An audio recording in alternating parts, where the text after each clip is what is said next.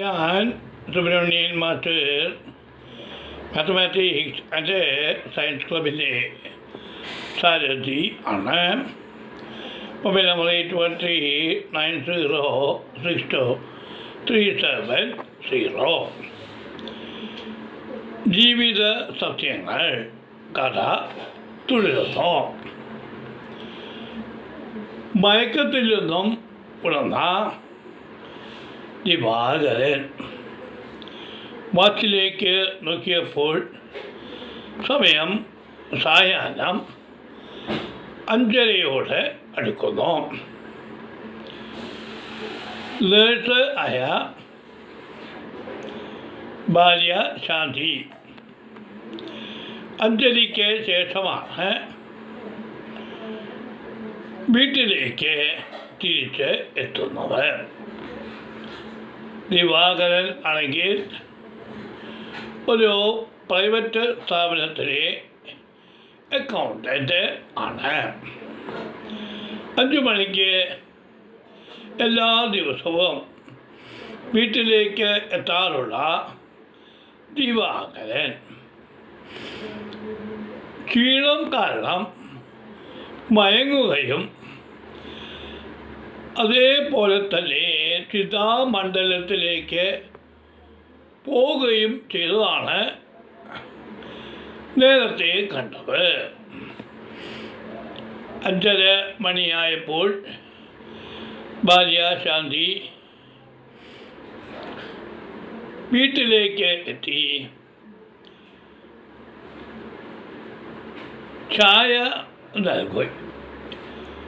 മക്കളായ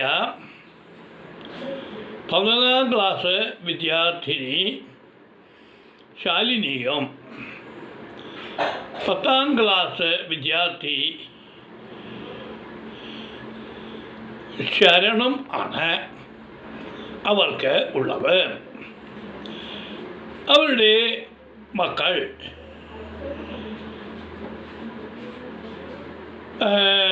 സ്കൂളിൽ നിന്നും എത്താൻ സമയം ആയിരിക്കുന്നു. ദിവാകരൻ തൻ്റെ പ്രണയകാലത്തിന് ശേഷമുള്ളതായിട്ടുള്ള കാര്യങ്ങൾ ഒന്ന് ഓർത്ത് നോക്കി. പ്രണയാനന്തരം അല്പകാലം വിവാഹത്തെക്കുറിച്ചൊന്നും ആലോചിക്കാതെ കഴിച്ചുകൂട്ടിയ ദിവാകരന് ജീവിതം യാഥാർത്ഥ്യം ആക്കണം എന്നുണ്ടെങ്കിൽ ഒരു കുടുംബം വേണമെന്നുള്ള തോന്നലോടുകൂടി 36ാം വയസ്സിലാണ് സാധാരണ കുടുംബത്തിലെ അംഗമായ ശാന്തിയെ വിവാഹം കഴിക്കുന്നത്. അതിനുശേഷം അവർ സാധാരണ കുടുംബത്തെ പോലെ കുടുംബം നടത്തിക്കൊണ്ട് പോയിരുന്നു. അതിലില്ലാതെയുള്ളതായിട്ടുള്ള ഒരു ജീവിതമായിരുന്നു അവരുടേത്. എന്നിരുന്നാലും തൻ്റെ പ്രണയകാല അനുഭവങ്ങളും അതേപോലെ തന്നെ പ്രണയകാലത്തിന് ശേഷമുള്ള ജീവിത യാഥാർത്ഥ്യവും താരതമ്യം ചെയ്ത് നോക്കിയപ്പോൾ തികച്ചും വ്യത്യസ്തമായിട്ടുള്ള അനുഭവങ്ങളാണ് ദിവാകരന് ഉണ്ടായത്. പ്രണയകാലത്ത് സ്വപ്നതുല്യമായ ഒരു ജീവിതമാണ് നമുക്ക് ലഭിക്കുന്നത് എങ്കിൽ യഥാർത്ഥ ജീവിതത്തിൽ ഉത്തരവാദിത്വങ്ങളും പ്രശ്നങ്ങളും അടങ്ങുന്ന ഒരു ജീവിതമാണ് എന്ന് ദിവാകരന് മനസ്സിലായി.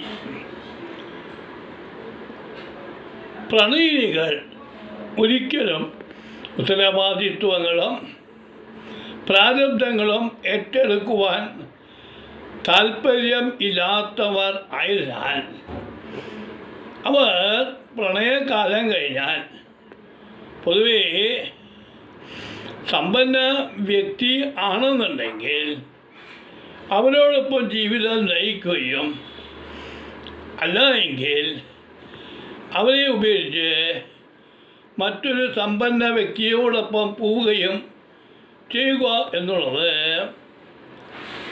ഈ ഭൂമിയിലെ സത്യസന്ധമായ ഒരു കാര്യം തന്നെയാണ്. പ്രണയിനി എന്നെ ഉപേക്ഷിച്ചു പോയി എന്ന് ദുഃഖിക്കേണ്ടതായിട്ടുള്ള കാര്യം ഇല്ല. കാരണം പ്രണയിനികൾ ഇത്തരം സ്വഭാവമുള്ളവർ തന്നെയാണ്. ജീവിതം എന്ന യാഥാർത്ഥ്യത്തോട് അവർക്ക് യാതൊരു താല്പര്യവും കാണുക ഇല്ല. അങ്ങനെയുള്ളതായിട്ടുള്ള ആ ജീവിതം ശാന്തിയുമായി ഉത്തരവാദിത്വത്തോടുകൂടി ദിവാകരൻ നടത്തിക്കൊണ്ട് ഇരുന്നോ തുടരും.